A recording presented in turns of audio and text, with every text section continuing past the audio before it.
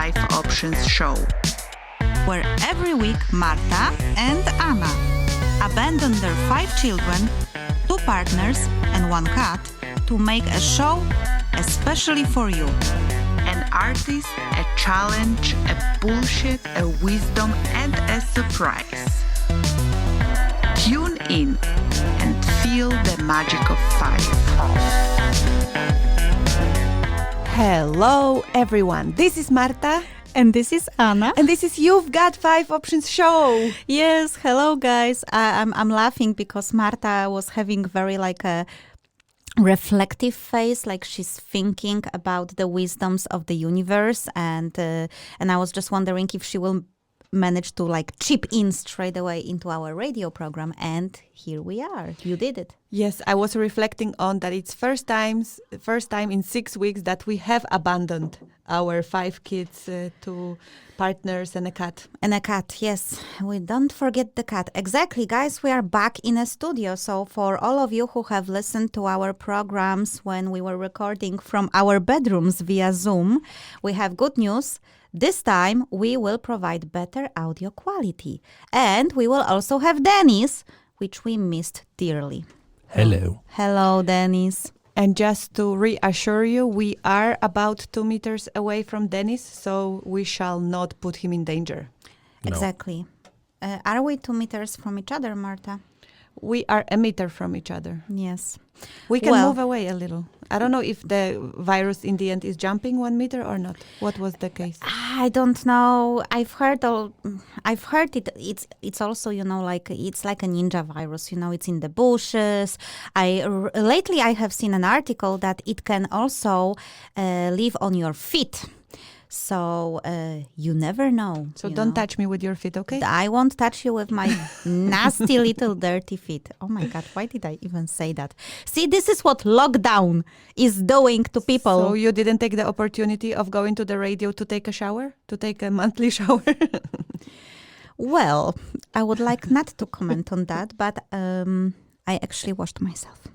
You do look washed, so... Thank you. That's why. I even put the makeup on. Yes, that's a hello makeup. That's unusual. Yes, although I was putting makeup on for Zoom meetings that were supposed to resemble a bar meeting with a friend. So I actually put makeup maybe like 2-3 times. Well, I have put my bar high. I'm only doing makeup if I'm appearing on TV. Okay. Which means it's a second time in 6 weeks when I put you makeup. look as beautiful as always, so don't worry.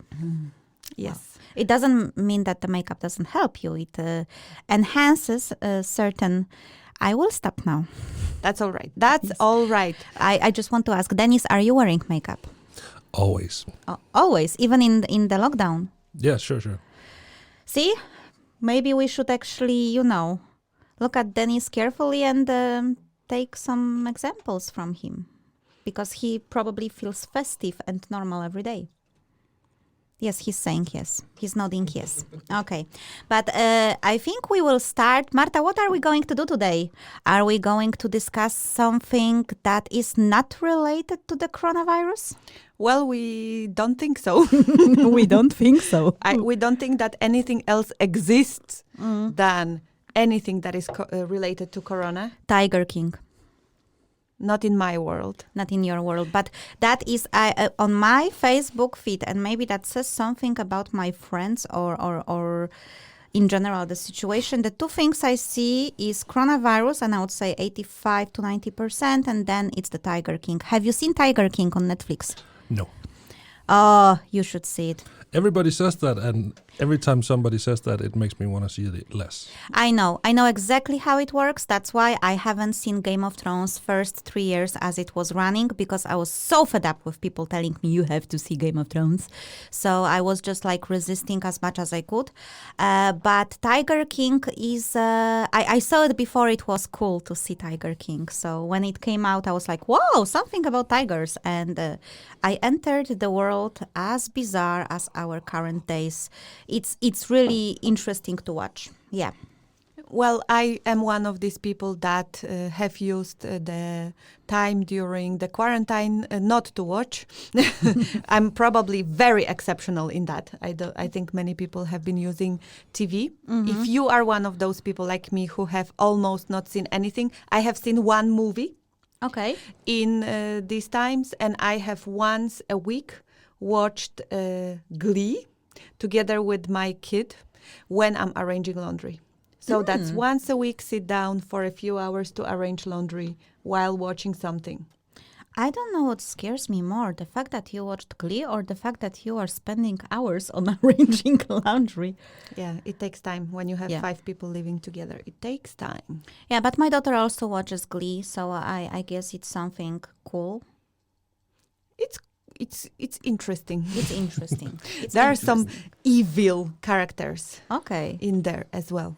Well, like as it is in the normal life. But guys, today we are actually trying to feel your sorrow and questions and challenges you might be having in the current times of this pandemic.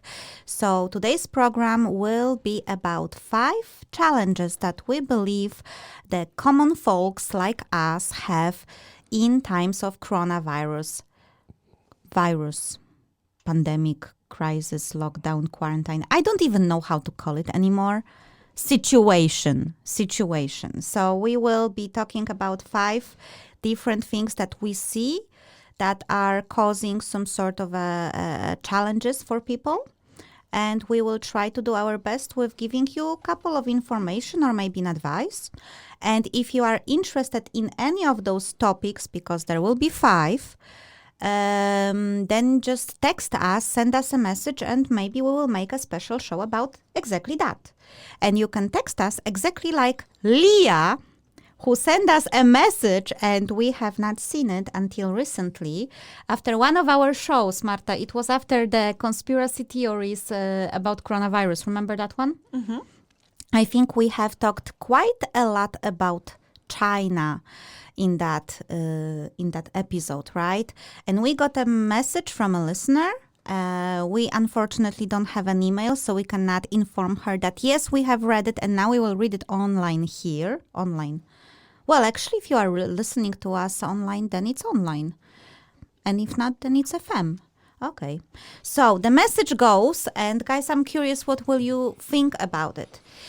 I feel like when it's about China, people always tend to believe it and lose most basic judgment. For example, the so-called social credit system, like it's just absurd. And the coronavirus at the moment, some people think it's some virus invented by a lab, and now they are just testing it on real people, and some think it's because all Chinese eat wild animals. And if I, as a Chinese, want to say something about it, they will just be like, you're probably brainwashed. Haha, thanks. By the way, I am not a fan of PRC, which is People Republic of China. It's totally fine to criticize them about something that is real. I do that very often too. I am just so fed up by people, especially media, making up facts in quotation marks just to demonize China. So we actually got a message from a listener that is Chinese, and I'm wondering if it has something to do with our interesting jump in Chinese listeners, that we were wondering if it's possible or not possible. Remember, it was a couple of shows ago. So, Leah, thank you very much for the message, first of all. And second of all, I would like to say that everything we said on a show about coronavirus conspiracy back in March was just some theories and more like a commentary on a situation. But I do have to agree with you that China, especially in Western media, is demonized. And I think it's nothing new. And I think we all know it. We do tend to say, yeah, China, communism, and what the hell are they doing there? But I am very much aware that this is a side of a story that the Western media are showing to us. So I agree that you might feel frustrated. And I also believe that as much as we some people here would tend to point fingers at China.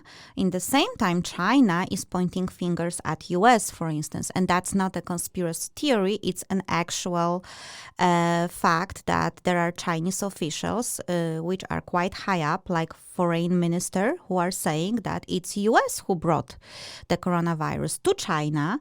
And who should we believe? Or should we believe in any of this? And of course, in Western media, this is shown as, look what Chinese are doing. They are trying to, put attention on something else and blame it on US and so on. But I guess it depends on what you believe in, because who can check those facts? Or, well, fact is that the guy is bluntly basically accusing the US government, but who can say what's the truth and what is not? As we all know, the truth is relevant, right, Marta? Yeah, and also wanted to make a comment around being brainwashed. I have a sad reflection these days that I believe everyone, or close to everyone, or vast majority of people are brainwashed. It just depends what direction you're brainwashed toward. And that's a reflection that I have, because I really do believe that each and every country has some form of propaganda. And I believe that each and every person is exposed to some form of brainwashing. And when we are under brainwashing that we strongly agree with, we think it's the reality and the truth and the facts. And the other one we then tend to evaluate as the wrong one. Yeah, And that's totally true. yeah. So I am coming to these reflections very much recently, and that's something that is still upsetting my peace. It's extremely difficult to know what is a fact. It's extremely difficult to know what is reality and what is truth. I find it more difficult than ever right now to be able to discern, find out with certainty what's true, what's fact, what's propaganda, what's, brainwashing, I don't know. So, yeah, that's my comment to it. Yeah, so Leah, as you can see, we are appreciating your comment and we are aware of it. So I do have to say that I know nothing. I am basically like, who was the guy who said, I know that I don't know, or something in this lines? Was it Socrates? Jesus Christ, I should educate. I don't think it was Jesus Christ. No, it wasn't Jesus. Dennis, who was that? Socrates? No, it wasn't. I can't remember. All I know is that I don't know, and I don't even know who was the original author of this quote. However, you know how it is. We will never know. So, yeah, I appreciate that there is a lot of propaganda on both sides, or 3 sides, 4 sides, all sides of the world. So Socrates, I know that I know nothing. Oh my God, thank God. Whew, I saved myself here. Although my doubts, I have to say, are now publicly issued in ether or air. Yeah. Well, but we appreciate that and we know that. And I take all the information with a grain of salt. And we definitely never want to in any way condemn or criticize anything as a whole, as a nation or as a society or something, because there are always exceptions from everything. And even if you are a part of some sort of community, society, country, or whatever, it doesn't mean that we are all the same and that we all share the same Totally. chain of thought. So, Leah, thank you for the message. Guys, if you feel like sending us any other messages regarding anything you hear on this show, don't afraid to use your computer. As far as we know, there might be viruses there, but not necessarily the corona. So, yeah, you are free to text us or to send us a message. Marta, so should we go to our challenge of the week and the next week? Yes, let's do that. Let's hit it.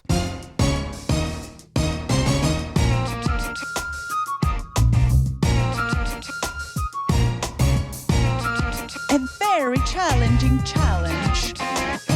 of the week.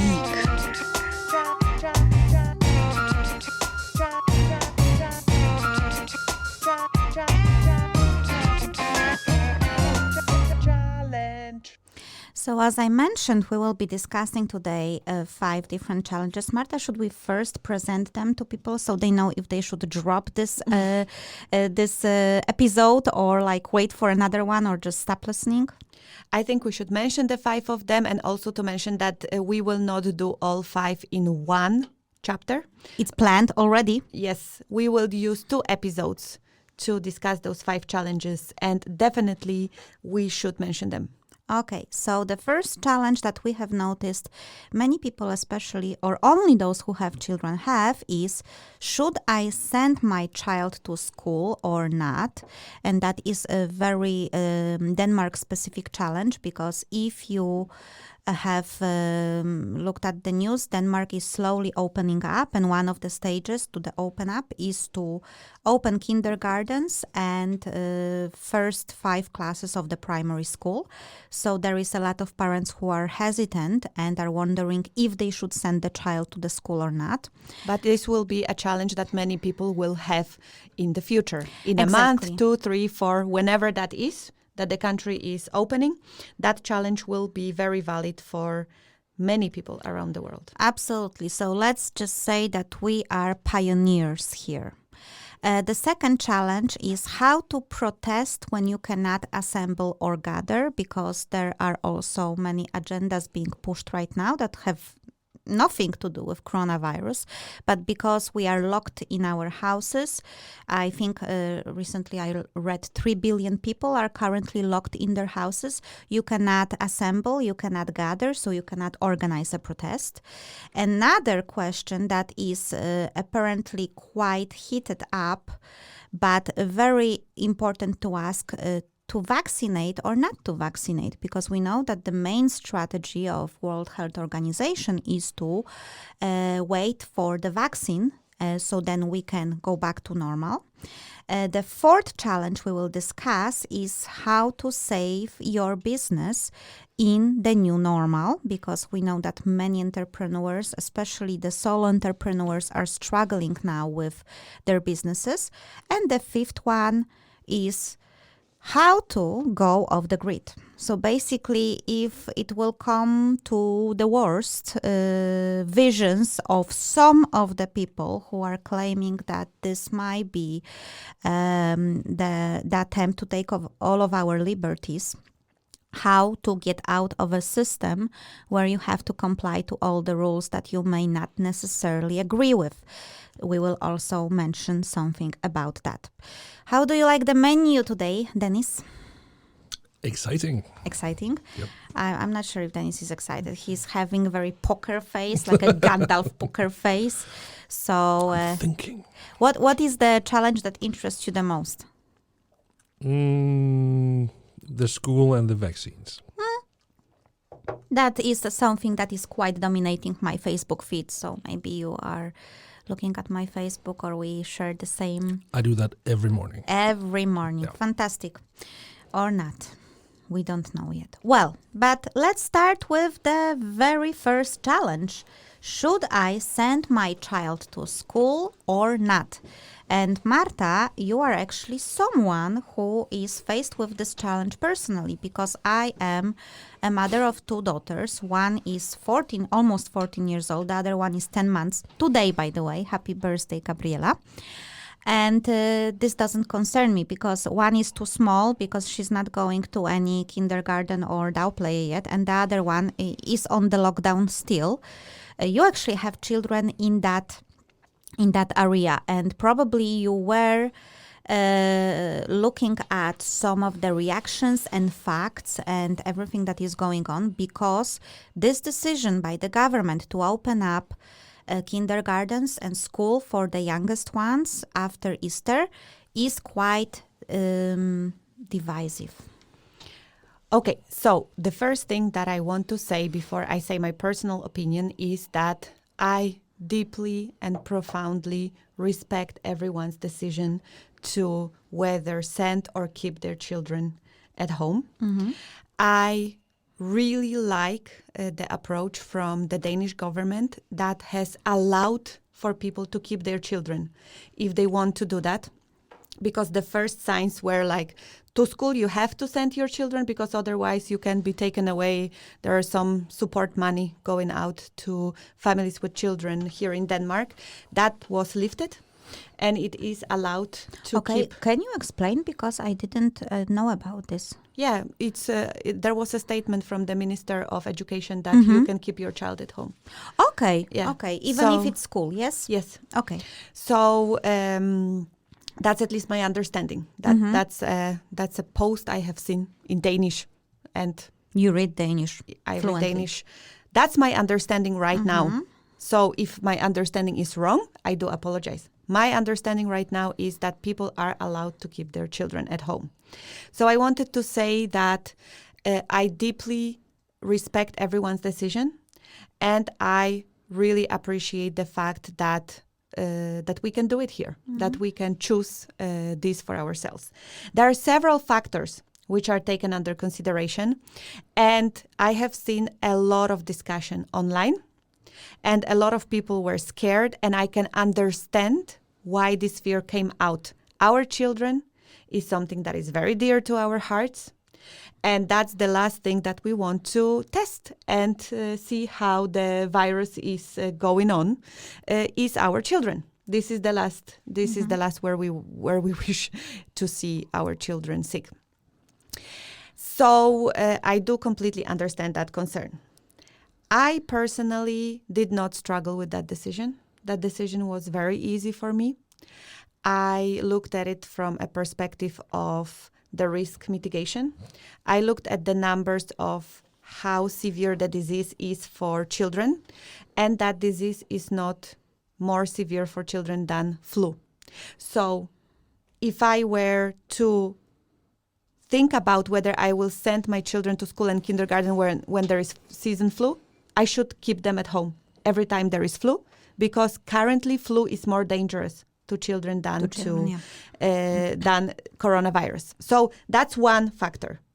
How severe that disease is for children. And it looks to be extremely kind with children, like no other disease. Like seriously, chickenpox is, chickenpox, flu, pneumonia, asthma, all the diseases that our children are exposed to every day in the kindergarten seem to be more severe than this one. So that's one factor that I took under consideration.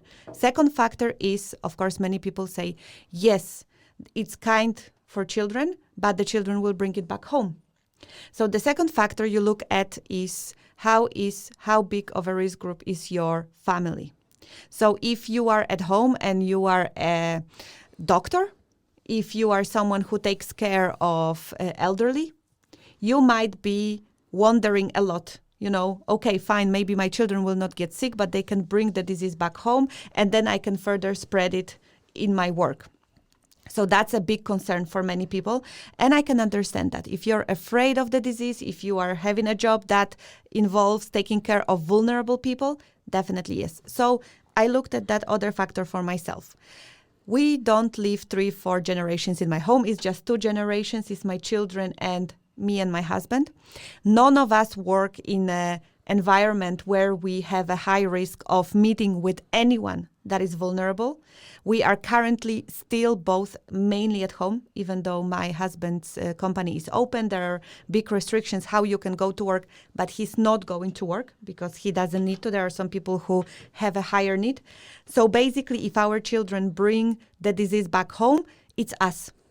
That makes me one of the people I believe that should be the ones going out there, finding the courage and seeing how it goes for the entire because we don't know, we don't have enough information about the disease. We don't know what will be 100% the best strategy.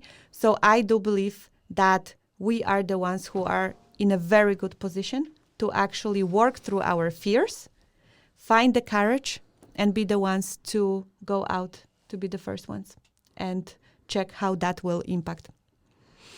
So for me personally, that was not a difficult decision at all. We are 5 healthy people. I, of course, hate it when my kids get sick. And it's horrible to go through.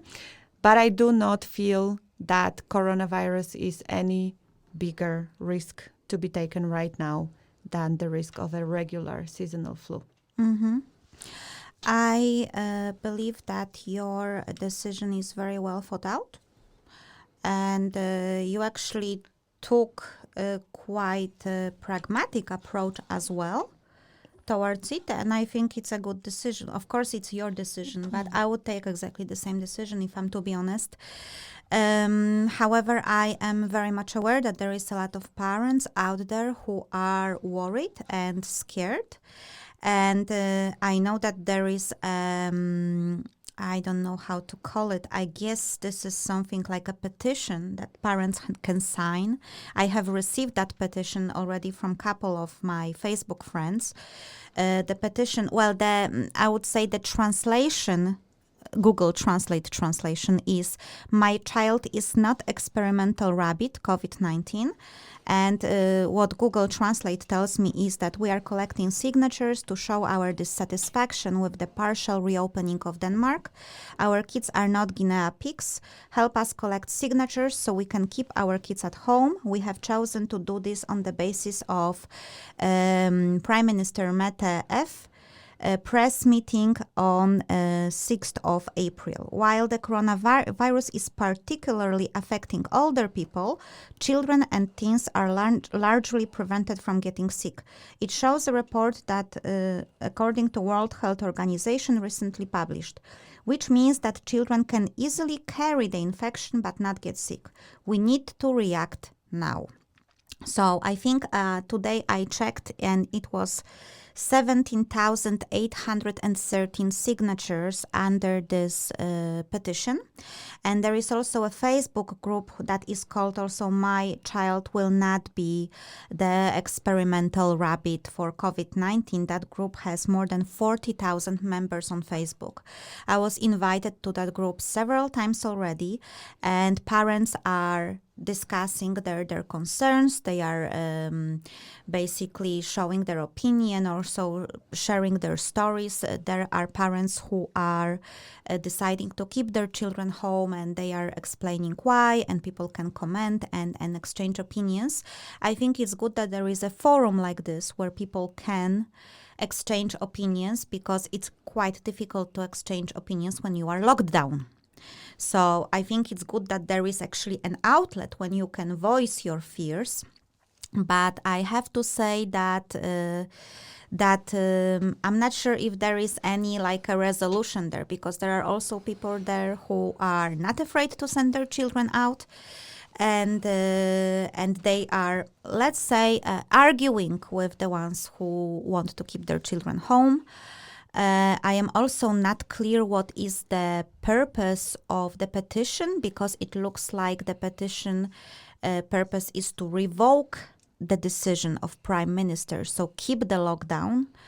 And if that is the case, I'm not sure what would be the proposed solution by the parents who wants still to have the schools and kindergarten closed. And I am getting now even more confused, because at the very beginning I thought, okay, kindergarten and Voggestu and Daupleie, which are like Kresha, those are not obligatory things. You don't have to send your child there, right? If you don't want to, don't send your child. I believe that every parent should have a right to make their own decision about their own children. I thought that the problem is with the schools, because this can actually affect the education of your child. However, let's face it, from 0 to 5 classes, this is not like we are studying for university entrance or something. So this is still something that I believe kids can catch up with, right? So I thought that there is some sort of a forcing by the municipalities to send the kids back to school. Like you mentioned, Marta, that maybe they will actually take your monetary benefits, because here in Denmark we are getting the money for the children every quarter and so on, so on. But if that is not the case, then I truly believe that everyone should make their own decision, and that's pretty much all. What worries me is that I see many posts by parents in that group, because I am not a member, but I read it, when, a mother is sharing that I prefer to follow my motherly intuition